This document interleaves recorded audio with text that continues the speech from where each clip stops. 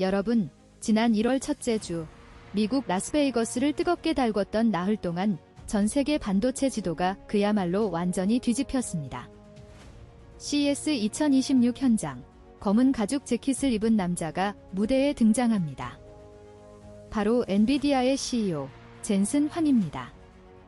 전 세계 3,000명의 기자들이 숨을 죽인 채 그를 바라봅니다. 그리고 그가 입을 엽니다. HBM사의 독점 소비자는 엔비디아가 될 것입니다. 순간 객석이 술렁입니다. 이 한마디가 무엇을 의미하는지 아는 전문가들의 표정이 순식간에 굳어집니다. 왜일까요?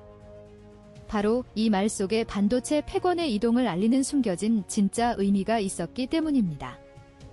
같은 시각, AMD의 리사 수 CEO도 무대에 올랐습니다.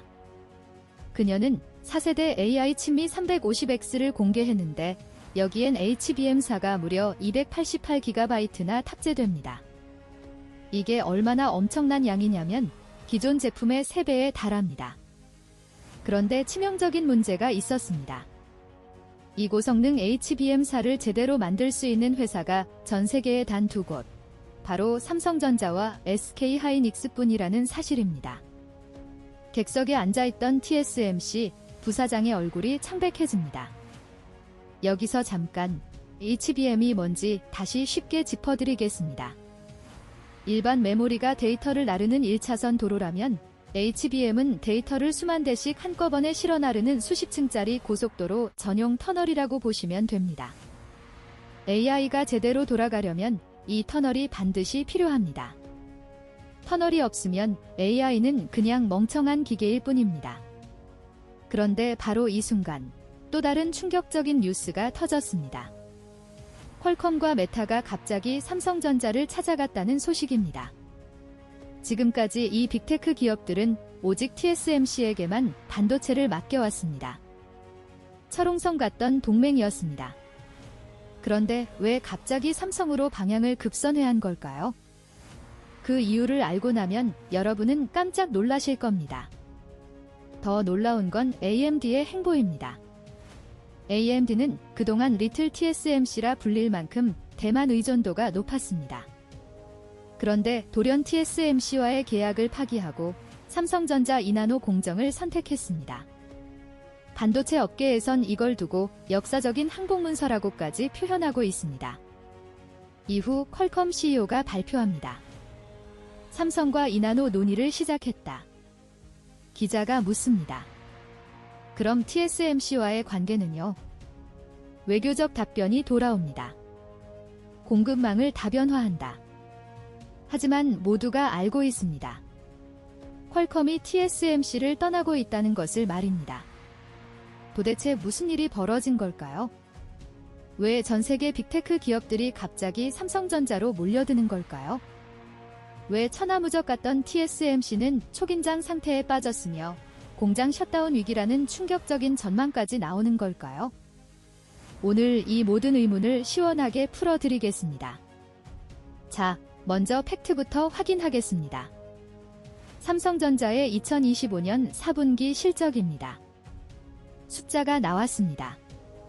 매출 93조 원, 영업이익 20조 원입니다. 이게 얼마나 대단한 숫자냐면 삼성전자 역사상 단일 분기 최대 실적입니다. 과거 반도체 슈퍼사이클이라 불렸던 2018년 3분기 기록이 17조 5,700억 원이었습니다.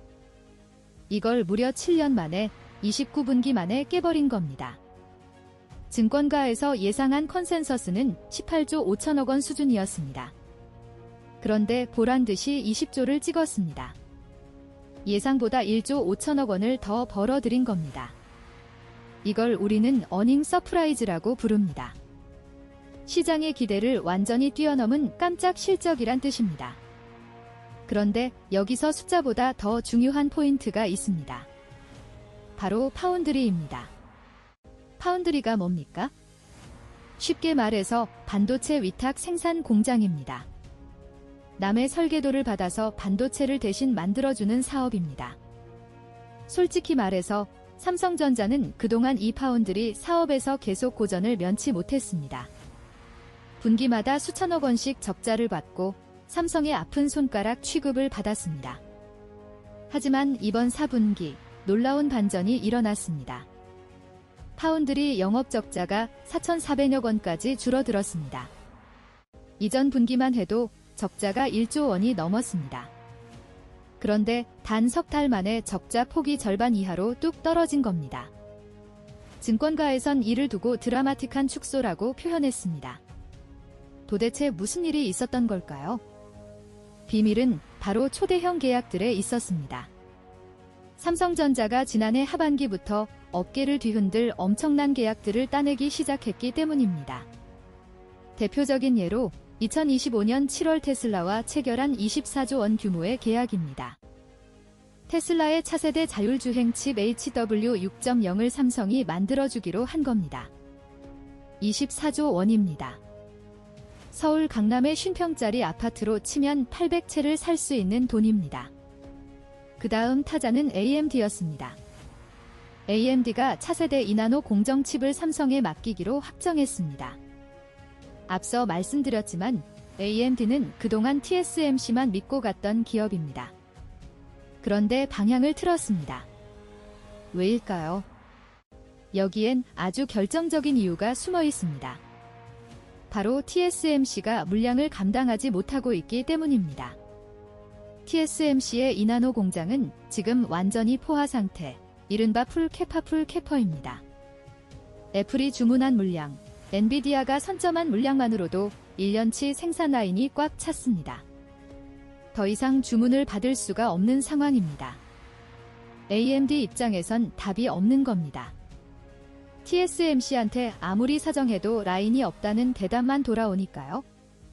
그럼 AMD가 어쩔 수 없이 대안이 없어서 삼성을 찾아간 걸까요? 아닙니다. 여기서 진짜 반전이 있습니다. 삼성의 기술력이 이미 TSMC와 대등한 수준, 아니 어떤 부분에선 오히려 앞서 있다는 것이 증명되었기 때문입니다. 그 증거가 바로 GAA 게이트 올어라운드 기술입니다. GAA가 뭐냐고요? 게이트 올 어라운드 게이트 올어라운드의 약자입니다. 최대한 쉽게 설명해 드리겠습니다. 기존 반도체는 전류가 평면으로만 흐릅니다. 1차원적이죠. 그런데 GAA는 전류가 이동하는 통로를 사면에서 입체적으로 감싸며 흐릅니다. 수도꼭지를 생각해보세요. 물이 새지 않게 꽉 잠글 수 있고 필요할 때 콸콸 틀 수도 있어야겠죠. GAA는 전류를 완벽하게 통제해서 전력은 덜 먹으면서 성능은 획기적으로 높이는 기술입니다. 놀랍게도 삼성전자가 이걸 TSMC보다 먼저 상용화했습니다. 테슬라가 바로 이 기술력을 보고 24조 원이라는 천문학적인 돈을 베팅한 겁니다. 실제로 삼성의 2나노 공정은 최근 가장 까다롭다는 안정성 테스트를 통과했습니다. 즉, 수율이 올라갔다는 뜻입니다. 수율도 빵집에 비유하면 쉽습니다. 빵을 100개 구웠는데 90개가 멀쩡하고 맛있게 나왔다면 수율 90입니다. 반도체도 똑같습니다. 삼성의 2나노 수율이 이제 대량 생산이 가능한 수준, 즉 골든 수율에 도달한 겁니다. AMD가 이 데이터를 직접 확인했습니다. 그리고 결단을 내렸습니다. 삼성으로 간다. 이것이 바로 1월 10일 전 세계를 강타한 뉴스였습니다. AMD가 돌연 TSMC와의 의리를 저버리고 삼성 2나노를 선택했다는 보도에 반도체 업계는 그야말로 발칵 뒤집혔습니다. 일각에선 AMD의 배신이라는 말까지 나왔지만 이건 생존을 위한 선택이었습니다. 그런데 충격은 여기서 끝이 아닙니다. 퀄컴도 움직였습니다. 퀄컴 CEO 크리스티아노 아모니 CES 현장에서 직접 입을 열었습니다. 삼성전자와 2나노 공정 위탁 생산 논의를 가장 먼저 시작했다. 이 말의 무게감은 엄청납니다. 퀄컴의 차세대 모바일 AP를 삼성이 다시 만들게 될 가능성이 매우 높아졌다는 뜻이니까요. 기억하시는 분들 계실 겁니다. 퀄컴은 2021년에 삼성과 결별했습니다. 당시 삼성이 만든 칩에서 발열 문제가 터졌기 때문입니다. 그래서 TSMC로 갈아탔죠. 그런데 5년 만에 다시 짐을 싸들고 돌아온 겁니다. 이게 얼마나 상징적인 사건인지 아시겠습니까? 깐깐하기로 소문난 퀄컴이 삼성의 기술력을 다시 인정하고 고개를 숙이고 들어왔다는 뜻입니다. 메타도 마찬가지입니다. 마크 저커버그의 메타가 자체 AI 칩 개발을 위해 삼성을 찾아갔다는 소식이 들려왔습니다. 브로드컴도 줄을 섰습니다. 브로드컴은 구글의 TPU 텐서 프로세싱 유닛을 만드는 핵심 기업입니다. 이들이 전부 삼성전자 파운드리 사업부 앞에 줄을 서고 있습니다. 지금 무슨 일이 벌어지고 있는지 보이십니까? 테슬라, AMD, 퀄컴, 메타, 브로드컴. 전 세계를 주무르는 빅테크 기업들이 약속이나 한 듯 삼성전자로 몰려들고 있습니다. 도대체 왜일까요? 단순히 삼성이 잘해서일까요? 여기엔 아주 냉혹한 경제 논리 3가지가 숨어 있습니다. 첫 번째 이유는 TSMC의 병목 현상과 가격 갑질입니다. 앞서 말씀드렸듯 TSMC는 지금 배가 불렀습니다. 애플과 엔비디아 물량만으로도 공장이 터져나갑니다. 그래서 TSMC가 선택한 전략은 가격 인상이었습니다. 현재 TSMC의 2나노 웨이퍼 가격이 얼마인지 아십니까? 장당 3만 달러입니다. 우리 돈으로 약 4,300만 원입니다. 얇은 원판 한 장에 4,300만 원이라니 감이 안 오시죠? 서울 강남에서 고급 세단 한 달 렌트비가 300만 원이라고 치면 이퍼 한 장이 렌트카 14대 값입니다. 그런데 삼성전자는 얼마에 팔까요? 장당 2만 달러입니다. 우리 돈 2,900만 원 수준입니다. TSMC보다 1,400만 원이나 삽니다. 거의 3분의 2 가격이죠. 고객사 입장에선 계산기가 바로 두드려집니다. 기술력은 이제 거의 비슷한데 가격은 훨씬 싸다. 당연히 삼성으로 갈 수밖에 없습니다. 두 번째 이유는 지정학적 리스크와 공급 안정성입니다. TSMC는 대만에 있습니다. 다들 아시다시피 대만은 중국의 침공 위협이라는 거대한 지정학적 리스크를 안고 있습니다. 불안합니다. 게다가 미국 정부는 TSMC에게 미국 본토에 공장을 지어라라고 계속 압박하고 있죠. TSMC가 애리조나에 공장을 짓고 있긴 합니다만 여기서 심각한 문제가 발생합니다. 대만 정부가 최첨단 기술의 해외 이전을 법으로 막고 있기 때문입니다. 국가 핵심 기술은 대만 밖으로 나갈 수 없다는 겁니다. 그래서 애리조나 공장에서는 최신 공정을 바로 쓸 수가 없습니다. 대만 본토 공장보다 12년 늦은 구형 기술만 들어갑니다. 미국 빅테크 기업들 입장에선 답답해 미칠 노릇입니다. 중국 리스크도 무서운데 기술 이전도 늦고 가격까지 비쌉니다. 그래서 대안을 찾았고 그게 바로 삼성전자입니다. 삼성은 미국 텍사스 테일러시에 170억 달러, 우리 돈 24조 원을 들여 공장을 짓고 있습니다. 그리고 올해 가동됩니다. 여기선 한국 정부의 전폭적인 지원 아래 최신 2나노 공정이 바로 돌아갑니다. 미국 기업들에겐 이보다 더 완벽한 대안이 없습니다. 세 번째, 그리고 가장 결정적인 이유는 바로 삼성만의 필살기, 턴키 솔루션입니다. 턴키가 뭐냐고요? 열쇠만 돌리면 바로 들어가 살 수 있는 집을 턴키 하우스라고 하죠. 반도체도 똑같습니다. 설계부터 생산, 패키징까지 한 번에 다 해결해주는 걸 턴키 솔루션이라고 합니다. 전 세계에서 이게 가능한 회사는 삼성전자가 유일합니다. 메모리도 만들고, 로직 칩도 만들고, 패키징도 하고, 심지어 HBM도 직접 생산합니다. 고객 입장에서 생각해보세요. 삼성한테만 맡기면 모든 게 한 번에 해결됩니다. 이 회사 저 회사 왔다 갔다 하며 조율할 필요가 없습니다. 엔비디아 젠슨 황이 왜 삼성, SK와 환상적으로 협업 중이다라고 말했겠습니까? 삼성이 GPU 칩도 만들어주고 거기에 들어갈 HBM도 공급해주고 패키징까지 싹 다 해서 갖다 바치니까 너무 편한 겁니다. 그야말로 원스톱 쇼핑입니다. 자, 그럼 이제 이 모든 경쟁의 끝판왕, HBM 이야기를 본격적으로 해보겠습니다. 왜냐하면 결국 이 거대한 전쟁의 승패는 누가 HBM사를 쥐느냐에 달려있기 때문입니다. 젠슨 황이 CES에서 선언했던 HBM사 독점 소비자라는 말, 이제 그 진짜 공포를 마주할 시간입니다. 젠슨 황이 CES에서 선언했던 HBM사의 독점 소비자는 엔비디아다. 이 말이 무슨 뜻인지 이제 정확히 아셔야 합니다. HBM사는 6세대 고대 역폭 메모리입니다. 현재 주력인 HBM3보다 속도가 훨씬 빠릅니다. 초당 데이터 전송 속도가 11GB를 가볍게 넘습니다. AI가 연산을 하려면 이 정도 속도가 필수적입니다.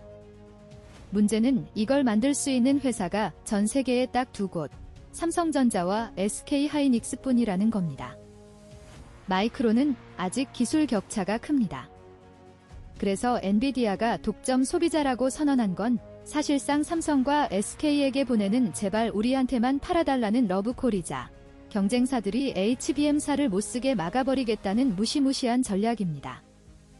AMD도 다급합니다. 이번에 공개한 미 350X 칩의 HBM사가 288GB나 들어갑니다. 구글의 8세대 TPU, 아마존의 트레이니엄 칩, 전부 HBM사가 없으면 고철 덩어리입니다. 공급자는 둘뿐인데 수요자는 전 세계 빅테크가 다 달려들었습니다. 이게 무엇을 의미합니까? 협상력이 완전히 역전됐다는 겁니다. 불과 몇 년 전만 칩을 사달라고 애원하던 삼성전자가 아닙니다. 지금은 엔비디아 임원들이 삼성전자 수원 본사 근처 숙소를 잡고 상주하다시피 합니다. 농담이 아닙니다. 실제로 1월 7일 CES 현장에서 엔비디아 관계자들이 삼성의 프라이빗 전시관을 찾아와 무릎을 맞대고 물량 확보를 사정했다는 후문이 파다합니다. 갑과 을이 뒤바뀐 겁니다. 삼성전자는 이 기회를 잡기 위해 과감한 도박을 했습니다. 바로 5세대 D램 공정을 건너뛰고 곧바로 6세대 10나노급 공정으로 직행한 겁니다. 엄청난 리스크였지만 결과는 대성공이었습니다. 삼성의 HBM사는 엔비디아의 까다로운 품질 테스트에서 속도와 전력 효율 모두 업계 최고 점수를 받았습니다. 엔비디아가 처음에 요구했던 물량보다 훨씬 더 많은 양을 달라고 주문서를 수정했을 정도입니다. 삼성은 즉시 행동에 나섰습니다. HBM 생산 능력을 50나 늘리기로 결정했습니다. 이를 위해 산업은행에서 2조 8천억 원을 빌려 평택 P4, P5 라인에 최신 설비를 깔고 있습니다. 금리 3대, 초저금리로 빌려서 수익률 수백 % 사업에 투자하는 그야말로 영리한 경영입니다. 올해 말이면 삼성은 HBM 생산 능력 세계 1위 자리를 탈환하게 됩니다. 자, 이제 돈 이야기를 해보겠습니다. 이 전쟁의 승리 전리품이 얼마나 거대한지 숫자로 보여드리겠습니다. 현재 D램 가격은 폭등 중입니다. 작년에 1.3달러 하던 제품이 9.3달러까지 무려 7배가 올랐습니다. 1,000원짜리 라면이 1년 만에 7,000원이 된 셈입니다. HBM은 더 심합니다. HBM3 한 개 가격이 1,000달러 약 140만원 수준인데 HBM4는 개당 200만원에서 280만원까지 갈 것으로 보입니다. 엔비디아의 차세대 GPU 루빈에는 이 비싼 HBM4가 12개나 들어갑니다.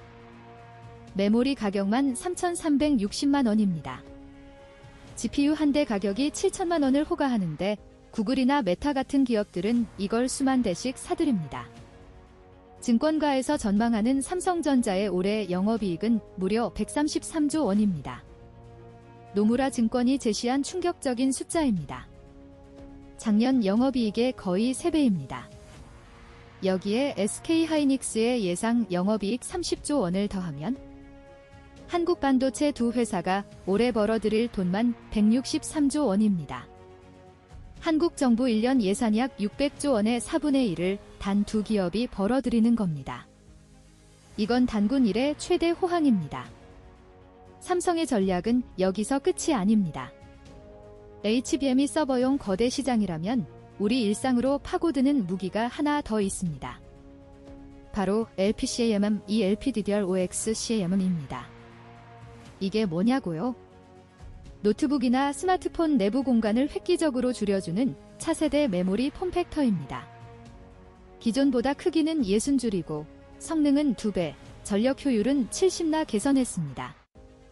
젠슨 황이 CES에서 차세대 PC에 LPCAMM을 탑재한다고 공식 발표했습니다.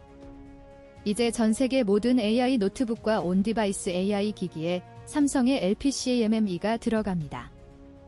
HBM에서 잠시 주춤했던 삼성은 이 차세대 표준 시장을 선점하며 완벽한 부활을 알렸습니다. 중국 시장도 놓치지 않았습니다. 트럼프 행정부가 대중국 반도체 규제를 일부 완화하면서 엔비디아의 중국용 칩 H200 수출이 열렸습니다. 여기엔 구형인 HBM3가 들어갑니다. 삼성전자는 최신 HBM4는 미국에 팔고 재고로 쌓일 뻔한 HBM3는 중국 알리바바와 텐센트에 팔아치웁니다. 구형과 신형, 미국과 중국 시장을 동시에 먹는 소름 돋는 양손잡이 전략입니다. 결국 이번 CES 2026에서 확인된 것은 단 하나입니다. 삼성전자의 턴키 전략이 먹혀들었다. 설계, 생산, 메모리, 패키징을 모두 해내는 삼성의 유일무이한 능력이 빛을 발하고 있습니다. TSMC는 공장 셧다운 위기설까지 돌며 흔들리고 있습니다. 물론 TSMC가 당장 망하진 않겠지만 독점의 시대는 끝났습니다. 이제 파운드리 시장은 삼성과 TSMC의 양강체제로 재편될 것입니다. 전문가들은 2027년이면 삼성의 파운드리 점유율이 25까지 치솟을 것으로 봅니다. 150조 원 시장의 시가 이동하는 겁니다. 삼성전자는 올해 메모리 슈퍼사이클과 파운드리 흑자 전환이라는 두 마리 토끼를 동시에 잡으며 영업이익 133조 원이라는 신기원을 열 것입니다. 반도체 세계 지도가 다시 그려지고 있습니다. 그리고 그 중심에 대한민국이 있습니다. 전 세계 AI 산업의 심장을 삼성과 SK가 쥐고 흔드는 시대. 우리는 지금 그 가슴 벅찬 역사의 현장을 목격하고 있습니다. 지금까지 뉴스튜브 슈프림 디렉터였습니다.